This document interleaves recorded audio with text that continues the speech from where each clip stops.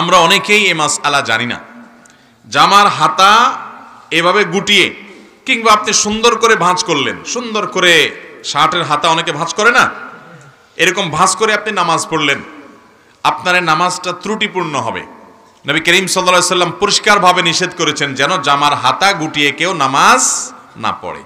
জামার হাতা যেমন গোটানো নিষেধ, এরকম গোটা জামা আপনি উপর উঠে বেঁধে ফেললেন, বেঁধে তারপর নামাজ পড়লেন, সেটাও নিষেধ, একই কথা। অতএব জামার হাতা গুটিয়ে নামাজ পড়া এটা মাকরুহ, নামাজের জন্য ত্রুটিপূর্ণ, এটা জায়েজ নাই।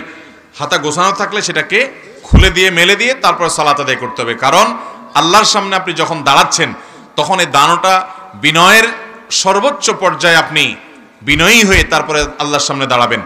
আপনি হাতা গুছিয়ে থাকা এটা আল্লাহর সামনে দাঁড়ানোর যে শান, তার শানের সাথে যায় না। সবচেয়ে বড় কথা হলো হাদিসে নবী সাল্লাল্লাহু আলাইহি ওয়াসাল্লাম নিষেধ করেছেন।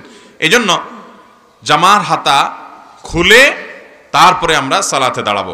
অনেক ভাইরা আছেন যে বিশেষ করে অজু করে এসে জামাত শুরু হয়ে গেছে, তো অজু করার জন্য হাতা গোছাইছেন, ওই অবস্থায় তিনি এসে জামাতে দাঁড়ায় গেছেন। তাহলে জামার হাতা যে গোছানো আপনার, ওই অবস্থায় পুরো নামাজ পড়ে ফেলছেন।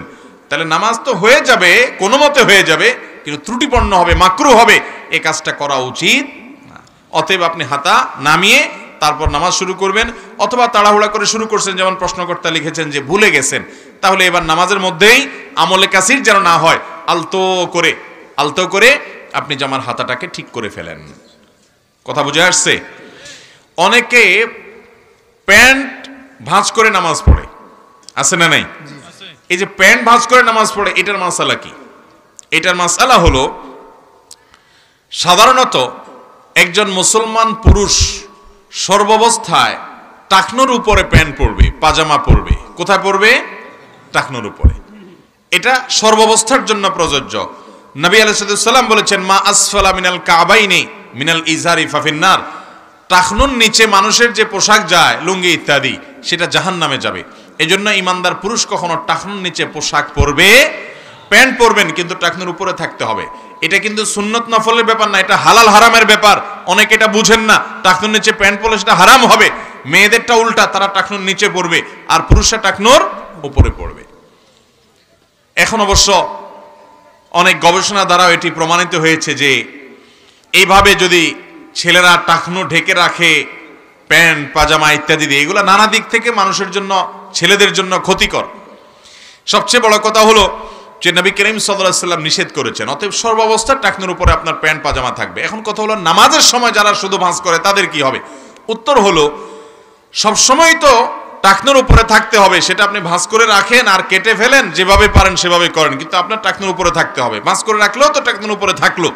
যারা নামাজের সময় ভাঁজ করে রাখে তারা এই টাইমটাতে অন্তত এই গুনাহ থেকে বেঁচে আসেন, সেজন্য তাদের এতটুকু সাধুবাদ পাওয়ার উপযুক্ত।